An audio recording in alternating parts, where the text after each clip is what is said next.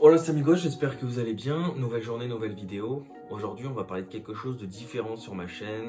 On va rentrer dans le domaine un peu plus personnel et je fais pas cette vidéo pour que la plupart d'entre vous viennent et me disent «Oh le pauvre, regardez ce qu'il a, j'espère que tu vas bien». Non, au contraire, c'est pas une vidéo qui a pour but d'expliquer ce que j'ai et de me plaindre. C'est une vidéo qui aura pour but de vous motiver, de booster vraiment un maximum d'entre vous et de vous tirer vers le haut. Je vais vous parler de mon expérience personnelle et de ce qui m'est arrivé. Et je vais vous parler de comment je vois les choses maintenant, en tout cas, après toutes ces années de voyage, comment j'ai réussi à faire face à ce que j'ai et comment moi-même j'ai réussi à me tirer vers le haut. Va falloir commencer par le début et c'est une histoire longue, donc je vais essayer d'aller à l'essentiel. Mais vous savez, hein, parce que j'ai fait une FAQ, j'ai vécu en Australie entre 2012 et 2014, j'ai pas mal baroudé et j'avais jamais eu vraiment de problème de santé particulier. Je touche ma tête. Et à la fin de mon aventure australienne, en 2014, je commençais à ressentir des douleurs au dos. Alors, c'est quelque chose dont j'ai parlé de temps en temps sur mon compte Instagram, mais je suis jamais vraiment rentré dans le détail. Et j'avais vraiment envie de faire cette vidéo parce que je me dis qu'en partageant mon expérience, ça permettra, je pense, à beaucoup d'entre vous, mais vraiment beaucoup d'entre vous qui ont des problèmes, de vous motiver et de continuer à vous booster. Donc j'avais ces douleurs au dos et moi je ne savais pas vraiment ce que c'était, alors je faisais des jobs physiques, je faisais du foot, des fois je tentais des bicyclettes, des retournées acrobatiques, je tombais sur le dos et je pensais que ma douleur c'était un petit peu dû à tous les petits excès de folie que je faisais quand j'étais à la plage et que je tentais des saltos, etc. Donc je me souviens, après l'Australie, j'ai continué à voyager, Nouvelle-Zélande, Japon, Vietnam, etc. Et quand j'étais en Thaïlande, qu'est-ce que je me faisais faire? Des massages thaïlandais. Sauf que c'était pas bon du tout parce qu'elle y allait en mode low kick avec son genou et c'était vraiment pas bon. Moi, je pensais que mes douleurs, c'était dû au fait que voilà, que j'étais un petit peu trop, et on va dire, énergétique, je sais pas si ça se dit, mais voilà, je faisais plein de trucs, du foot, je marchais, je voyageais, je portais, alors non, à cette époque, j'avais pas un sac à dos, mais j'avais quand même une sorte de sac à roulettes que je portais quand même sur moi, enfin voilà, je pensais que tout ça, c'était normal, ben voilà, ça enchaîne des petits maux de dos, mais que ça allait partir, que c'était pas grand chose. Mais quand je suis rentré en 2014 en France, ça a continué. Donc je me souviens, j'avais un job qui était assez physique, je continuais à aller jouer au foot parce que c'est l'une de mes passions. Oui, je n'ai pas que le voyage comme passion, mais donc je continuais à aller jouer au foot et je suis allé voir mon médecin parce que j'avais toujours mal. Dès que je rentrais du foot, j'avais super mal. Et donc on a passé une radio et là on a découvert que j'avais un spondylolisthésis paralysismique unilatérale côté droit L5S1. Accrochez-vous, c'est long, ça peut paraître du chinois pour beaucoup d'entre vous, ça l'était pour moi au tout début, mais je vous mettrai le nom en dessous, allez voir directement sur Google. Moi je vais vous schématiser en gros qu'est-ce que c'est. Dans le corps, on a donc une colonne vertébrale, et donc dans la colonne vertébrale, on a des vertèbres. Alors ça commence par les cervicales, etc., etc. Et moi, en fait, au niveau donc de la dernière vertèbre des lombaires, la L5 est la première vertèbre du sacrum, S1, j'ai un isthme en fait qui me manque parce que les vertèbres sont maintenues par des isthmes de chaque côté. J'ai un isthme qui me manque, donc j'ai une vertèbre comme ça qui tend vers l'avant. Mais c'est pas beaucoup, c'est 0,3 mm. Et donc ce qui fait que apparemment, donc cette vertèbre qui tend, c'est ce qui me provoquerait ces douleurs. Donc c'est ça, donc la lyse isthmique unilatérale côté droit, L5, S1. Mais apparemment, ce serait de naissance et je le savais pas. Et les douleurs sont arrivées qu'à partir de 2014, donc il y a à peu près 6 ans. C'est comme ça peut se déclencher apparemment à n'importe quel âge, ça peut commencer dès la naissance, comme ça peut arriver à 50 ans, comme on peut ne jamais avoir de douleur, c'est ce que mon médecin m'a dit. Donc il m'a dit, faut que tu fasses des abdos, que tu renforces ta ceinture abdominale pour bien maintenir ton dos, natation, etc. Bon, j'ai pas trop suivi ça à la lettre, je dois vous dire, en 2014, parce que bon, ça allait plus ou moins. Je suis reparti à l'aventure entre États-Unis et Amérique du Sud, et donc après quasiment 1 an de voyage, sur la fin de mon voyage en Amérique du Sud, ça a commencé à s'empirer alors qu'au début tout allait bien, je faisais des treks et tout ça, je me souviens aux États-Unis, j'avais marché toute une journée dans Washington, du matin au soir, etc. Enfin bref, tout allait bien, mais sur la fin du voyage, j'étais lessivé. Donc quand je suis rentré en 2015, j'ai tout fait. Entre 2015, même jusqu'à encore récemment en 2018, vraiment, j'ai tout fait pour essayer de guérir. Je voulais absolument guérir parce que j'en pouvais plus, j'avais mal tout le temps. Et c'est pas ça, c'est que plus le temps passait et plus ça s'empirait, plus j'avais mal. Et quand je vous dis que j'ai tout fait, j'ai tout fait. Regardez ça. C'est une collection. J'ai une panoplie de scanners, radio, IRM, EMG, etc. Enfin, j'en ai plein. Je vous mens pas. Vous voyez, hein, c'est bien les miennes. radio du dos, scanner du dos, etc. etc. D'ailleurs, c'est pour ça que souvent, des fois, dans les vidéos, on me voit un peu bouger. C'est parce que des fois, j'essaie de me mettre bien droit parce que j'ai un peu mal au dos. Mais voilà, donc j'ai essayé vraiment de tout faire pour essayer de guérir. J'ai pas trouvé de solution, vraiment, parce que un médecin en entraîne un autre, j'ai dépensé trop d'argent là-dedans et à la fin ça me saoulait. J'ai vraiment tout fait. Quand je vous dis j'ai tout fait, je suis même allé voir une guérisseuse à la fin. Donc c'est passé donc par des kinés, par des ostéos, kinémésières, c'est une autre forme de kinésithérapie, acupuncture, etc. Système avec ventouse. Et un médecin il vous dit ouais c'est parce que c'est à cause du spondylolisthésis. Le deuxième il vous dit non c'est parce que c'est à cause de l'arthrose. Le troisième il vous dit non c'est parce que tu as fait une chute, c'est ci, c'est ça, tout le monde se renvoie la balle. Et même à la fin, tellement tout le monde se renvoie la balle que certains vous disent non mais les douleurs elles sont peut-être dans vos têtes, hein, voilà.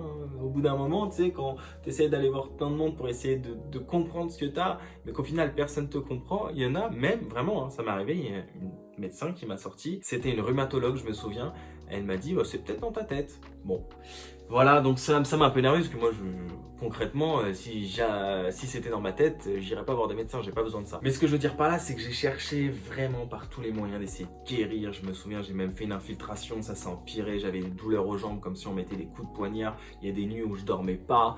Et c'est là où on m'a dit, tu pourras plus faire de foot, il faut arrêter le foot, il faut laisser tomber, c'est fini, c'est plus pour toi. Et moi j'étais triste parce que je continuais malgré ça à y aller, mais ça se réduisait, j'y allais 2 fois par semaine, puis après 1 fois par semaine. À chaque fois que je rentrais, je prenais pas de plaisir en fait, parce qu'à chaque fois que je rentrais, j'avais mal. Et puis j'y allais après 1 fois par mois, 1 fois tous les 2 mois, 1 fois tous les 3 mois. Mais il y a un truc que je voulais pas abandonner, c'était le voyage. Ça me faisait mal au cœur, ça me déchirait vraiment pour le foot. Mais le voyage, je me disais, mais comment je vais faire? Je rêve encore de retourner en Amérique du Sud, je rêve de terminer les pays que j'ai commencé. J'ai trop de rêves, j'ai trop envie de continuer à voyager, mais comment je vais faire si j'ai mal au dos pour reporter un sac? Comment ça va se passer? Supposons que je parte pendant 5 mois et que pendant 5 mois je galère parce que j'ai trop mal. Non. Donc là, j'ai fait un défi Paris-Berlin en 2016 qui avait plusieurs objectifs. Bon, je suis toujours au feu rouge. La technique marche pas trop parce que... Le premier, tout le monde le connaît puisque je l'ai déjà expliqué, c'était de motiver un maximum de personnes, de montrer que tout est possible, donc de partir de Paris sans argent et arriver jusqu'à Berlin. De montrer que même si on n'a pas beaucoup d'argent, on peut y arriver, que tout est possible. Le deuxième objectif, c'était un objectif par rapport à mon matériel. Je voulais tester mon matériel, je voulais m'entraîner, savoir comment faire des vidéos, parce que je débutais sur YouTube, à faire mes premiers montages, etc. Et le troisième objectif, c'était un objectif personnel, de savoir si j'étais capable de repartir en sac à dos, comme d'habitude. Et là, forcément, j'ai dû faire face à des hauts, à des bas, à des moments où forcément j'avais un peu plus mal, etc. Mais j'ai appris à mieux connaître mon corps. Donc les années se sont enchaînées, j'ai continué quand même à essayer de chercher une solution, en vain, puisque je n'ai rien trouvé.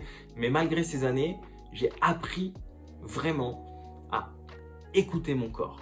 Comment j'ai surmonté ça? Parce qu'au début, je dois vous dire que là, par rapport à maintenant, c'est le jour et la nuit. J'ai donc appris à écouter mon corps, c'est-à-dire que quand je dis cette phrase, c'est que quand j'ai mal, je m'arrête, je me repose. Et petit à petit, à travers le temps, plus les années ont passé, plus j'ai commencé à me faire une raison, et puis aussi j'ai commencé à développer des techniques qui me font du bien. Donc aujourd'hui, je fais des sports plus doux. De temps en temps, je retourne un peu jouer au foot parce que c'est ma passion, mais j'en fais moins qu'avant malheureusement. Mais c'est-à-dire que j'ai développé des trucs dans la régularité. Alors quand je dis des trucs, c'est plus des techniques qui me permettent de me sentir mieux. Donc je fais du yoga, je fais du pilates, j'essaie d'être régulier. Alors là, pendant le confinement, j'étais ultra régulier et je sentais que j'avais moins mal au dos. Dès que je m'arrête un petit peu, il suffit que je m'arrête 1 semaine, ça revient. Cette vidéo, vraiment, je voulais la faire parce que c'était important pour moi dans le sens où on a tous des problèmes dans la vie. On a tous, voilà, c'est comme ça. On ne peut pas être à 100% nickel, donc on a des problèmes physiques, on a des problèmes personnels, familiaux, etc. La vie nous donne des épreuves. Et ces épreuves, c'est dur au début quand elles vous tombent dessus comme ça. Mais il faut les accepter, il faut essayer de les surmonter.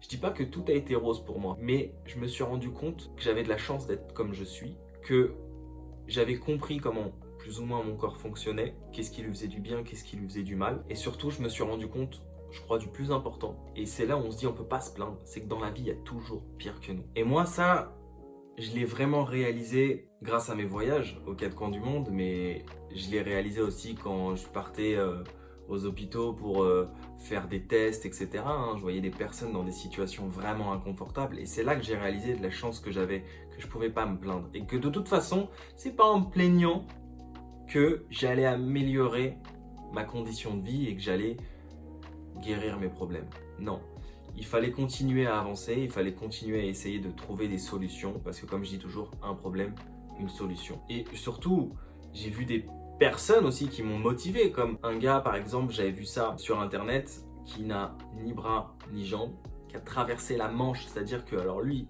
c'est un truc de ouf, il a perdu ses membres, mais il a traversé la Manche à la nage. C'est pour ça que je vous dis, dans la vie, il y a toujours pire que nous. Évidemment, on peut pas comparer quelqu'un qui a un cancer en phase terminale, etc. Oui, c'est pas le même degré sur l'échelle, on va dire, des maladies, c'est logique.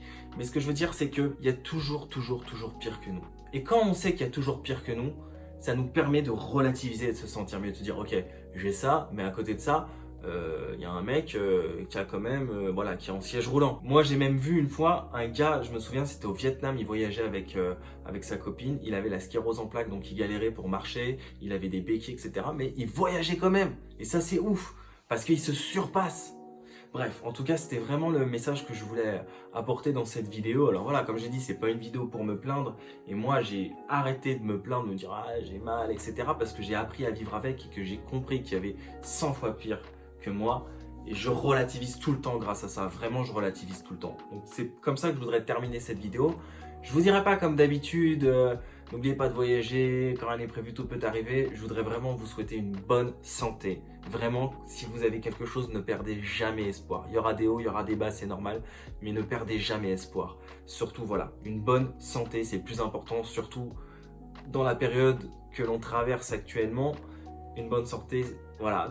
C'est fou parce que chaque année au Nouvel An, on nous dit bonne année, plein d'argent, nananer. Mais en vérité, je crois que la chose la plus importante qu'on nous dit, c'est vraiment bonne santé. Parce que sans la santé, on peut rien faire.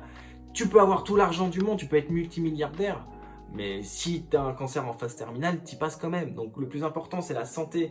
C'est ce qui vous permettra de vous sentir bien, de faire plein de trucs, de partir en voyage, de faire du sport, de gagner en bien-être. Et ça, vraiment, c'est le plus important. Voilà, j'espère que donc ce partage d'expérience vous aidera un maximum. Si vous aussi voulez apporter un petit partage d'expérience, ben, n'hésitez pas à me le dire en commentaire. Moi, je vous retrouve comme d'habitude demain 17h30 pour une nouvelle vidéo, puisque j'ai pris cette habitude de sortir 2 vidéos par semaine maintenant, samedi et dimanche à 17h30. Je vous fais des gros bisous et prenez soin de vous. Ciao.